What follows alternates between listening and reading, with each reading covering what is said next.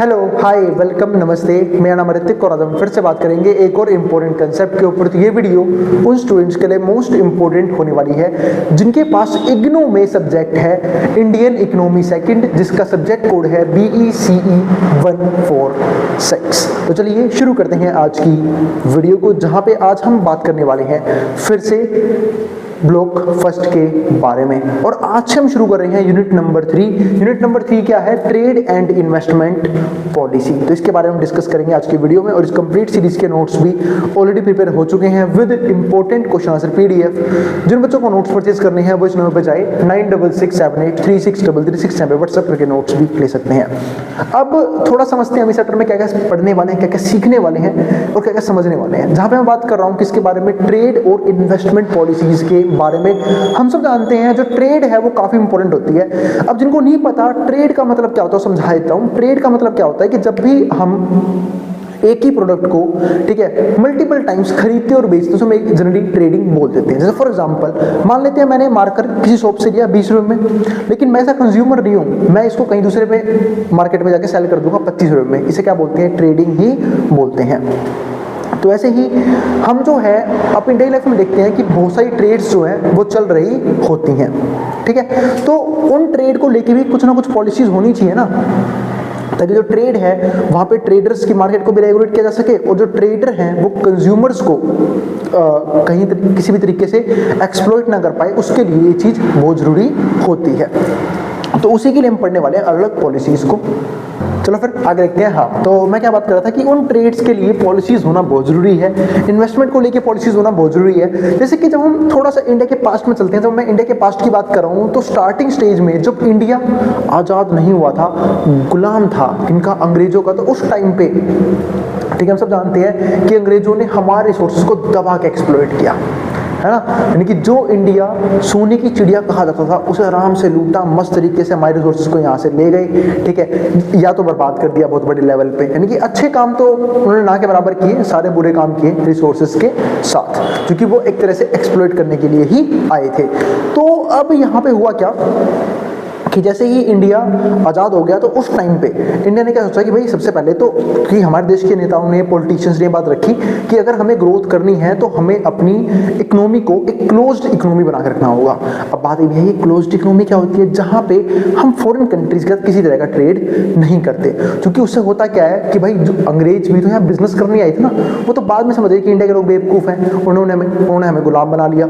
लेकिन इसलिए जो इंडियन पॉलिटिशियंस हैं उन लोगों ने क्लोज्ड इकोनॉमी बनाई कि पहले हम अपना बेस खुद मजबूत करेंगे और बाद में अगर फ्यूचर में अच्छा हुआ तो हम फॉरेन ट्रेड के लिए रास्ते बनाएंगे, उससे पहले हम फॉरेन इंपोर्ट एक्सपोर्ट वगैरह नहीं किया करेंगे। फिर आप सबको पता है कि 1991 में एक पॉलिसी आई थी, LPG पॉलिसी, है ना। LPG पॉलिसी में क्या था? जहां पे हम लिबरलाइजेशन की बात करते हैं, प्राइवेटाइजेशन की बात करते हैं और ग्लोबलाइजेशन की बात करते हैं, उसको हम बोलते हैं 1991 की LPG पॉलिसी। और उसके अकॉर्डिंग हमने ट्रेड को ईजी कर दिया। यहाँ पे एक तरह से हम इंपोर्ट एक्सपोर्ट चालू कर दिए और अपने दरवाजे खोल लिए कि हम जो है अब इंपोर्ट और एक्सपोर्ट भी चालू करेंगे। हम फॉरेन गुड्स और सर्विस को बाय भी करेंगे और अपनी गुड्स और अपनी सर्विसेज को फॉरेन इंडस्ट्रीज में बेचेंगे भी। तो ये एक अच्छा टूल था और ये जरूरी भी था, क्योंकि लगातार जो बैलेंस ऑफ पेमेंट है ना, यानी कि जो फॉरेन करेंसीज हैं वो धीरे धीरे क्या हो रही थी? कम हो रही थी हमारी कंट्री के अंदर, जो रिजर्व्स हैं वो कम होते जा रहे थे। तो इस चीज़ को मेंटेन रखने के लिए ये चीज़ करनी क्या थी? बहुत ज़रूरी थी, वरना हमारी इकोनॉमी के लिए बहुत ज़्यादा खतरा साबित हो जाता है यहाँ पे। तो हमने ये चीज़ मान ली। इसके अलावा अब दिक्कत क्या थी कि चलो ठीक है हम फॉरेन ट्रेड्स करना चालू कर देंगे, हम ट्रेडिंग चालू कर देंगे फॉरेन कंट्रीज के साथ, लेकिन दिक्कत क्या है कि भाई रेगुलेटरी बॉडी भी तो होनी चाहिए, यानी कि हमें कुछ पॉलिसीज तो बनानी होंगी जिनके जरिए इफेक्टिवली और एफिशिएंटली फॉरेन ट्रेड इंडिया कर पाए बाकी कंट्रीज के साथ, इंपोर्ट भी करेगा एक्सपोर्ट भी करेगा, ठीक है। और इससे अब बेनिफिट क्या होगा कि कहीं ना कहीं हमें ये भी पता लगेगा कि हम वर्ल्ड लेवल पे हमारी इकोनॉमी जो है वो कहाँ पे लाई करती है। तो इस चीज़ के लिए भी चीज़ क्या थी, जरूरी थी। अब बात आती है कि भैया पॉलिसीज क्यों। आज भी आप देखोगे तो हमारा जो इंडिया है वो बहुत ज़्यादा टैरिफ लगाता है भाई कंट्रीज के ऊपर, यानी कि अगर हम कोई भी फॉरेन गुड्स और कोई भी फॉरेन सर्विसेज को इंपोर्ट करना चाहते हैं, ठीक है, एक्सपोर्ट की बात नहीं कर रहा मैं, इंपोर्ट करना चाहते हैं यानी कि अपने देश में लेकर आना चाहते हैं। जैसे फॉर एग्जांपल कोई पर्सन फॉरेन की गाड़ी चलाना चाहता है, फॉरेन कंट्री की गाड़ी चलाना चाहता है, या फिर मोबाइल फोन्स वगैरह टेक्नोलॉजी यूज करना चाहता है, तो उसे बहुत ज़्यादा कस्टम्स ड्यूटी, ठीक है, बहुत ज़्यादा टैक्स जो है वो पे करना पड़ता है।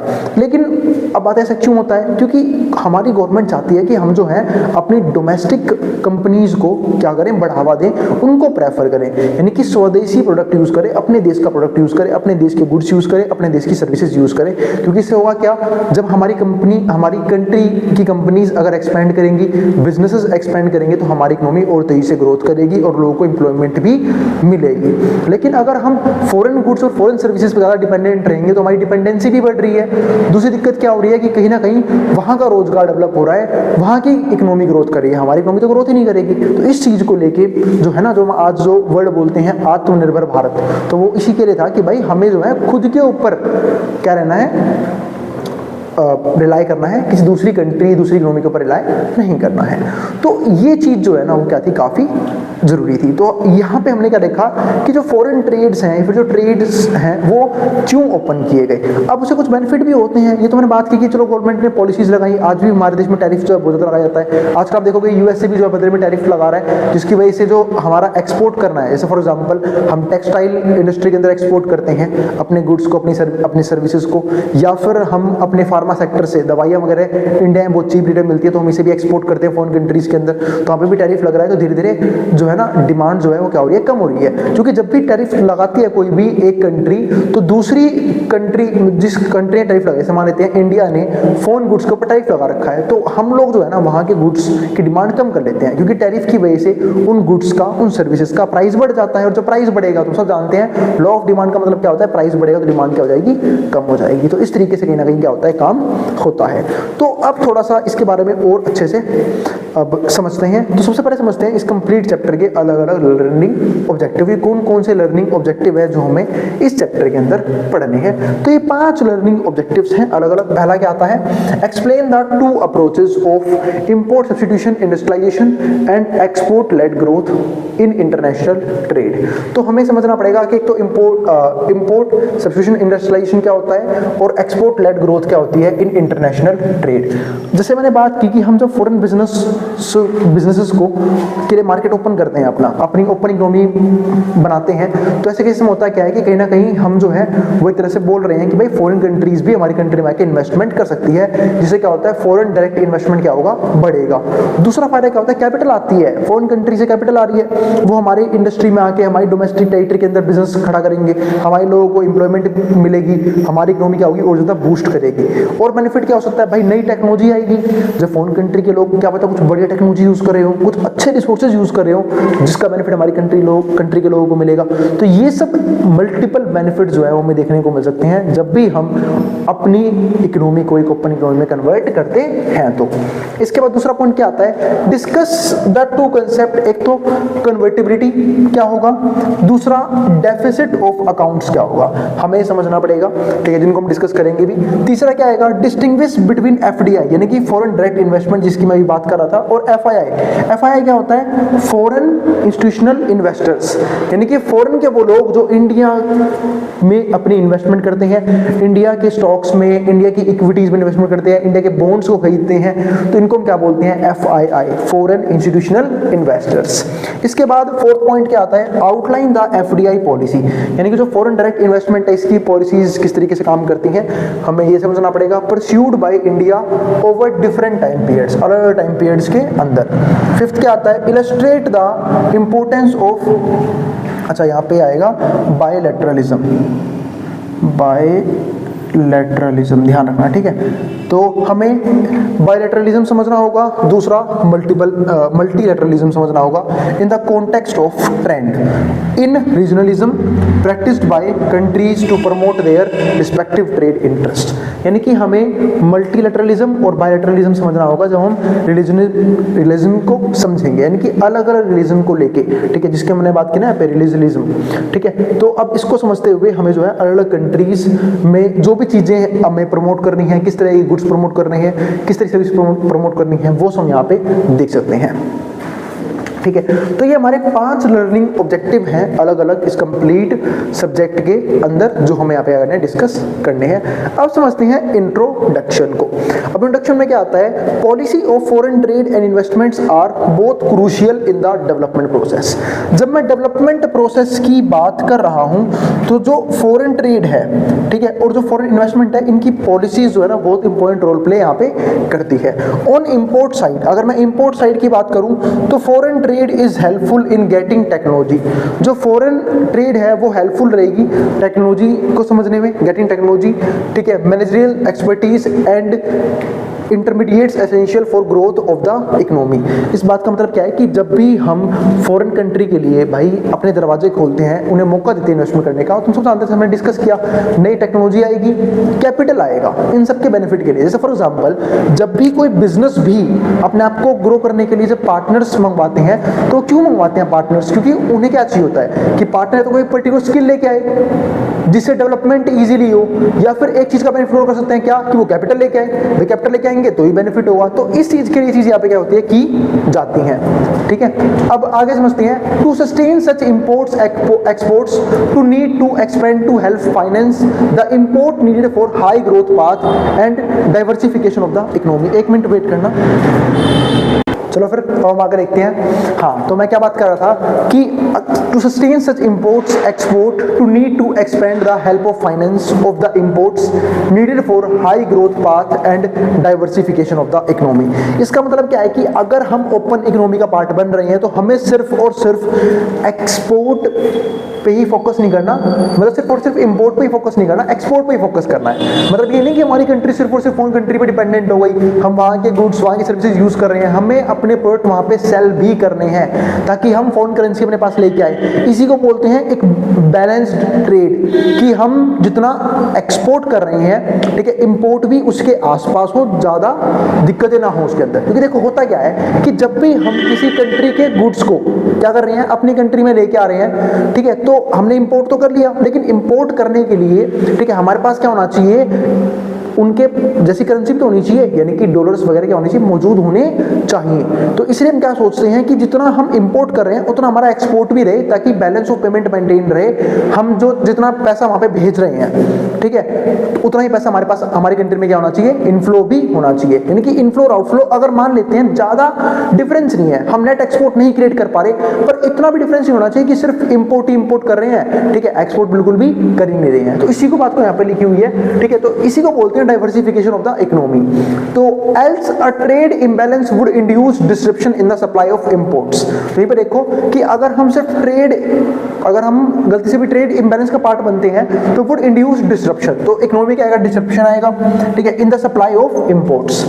तो सप्लाई ऑफ इंपोर्ट्स में causing adverse repercussions for the whole economy, तो यहाँ पे बहुत सारी प्रॉब्लम्स आएगी, ठीक है। Hence the foremost concern in trade policy is to promote exports, यानी कि हमें जो है वो एक्सपोर्ट भी प्रमोट करने होंगे, एक्सपोर्ट्स भी करने होंगे, in order that there is no difficulty in financing the imports, ताकि इंपोर्ट को फाइनेंस करने में दिक्कत ना आए। क्योंकि हम एक्सपोर्ट करेंगे तो क्या आएगा, पैसा आएगा, कहाँ से, फॉरेन करेंसी की फॉर्म में, कहाँ से, फॉरेन कंट्री से, वही पैसा यूज करेंगे इंपोर्ट करने के लिए, ठीक है। तो needed for the growth of the economy, तो इस तरीके से कहीं ना कहीं एक बैलेंस्ड ग्रोथ होती है एक इकोनॉमी की।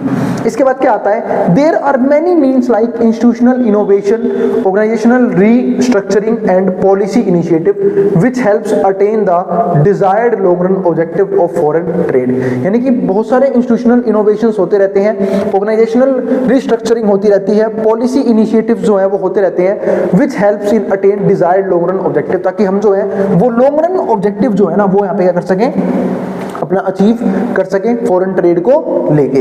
तो ये इन सब के बेनिफिट क्या है, बहुत जरूरी है। इसके बाद क्या आता है, policy has a primary because if policy initiative are not properly tuned, यानी कि जो पॉलिसी है वो क्या है हमारा प्राइमरी है, because policy initiative are not properly tuned in it transmit in appropriate set of signals to domestic producers.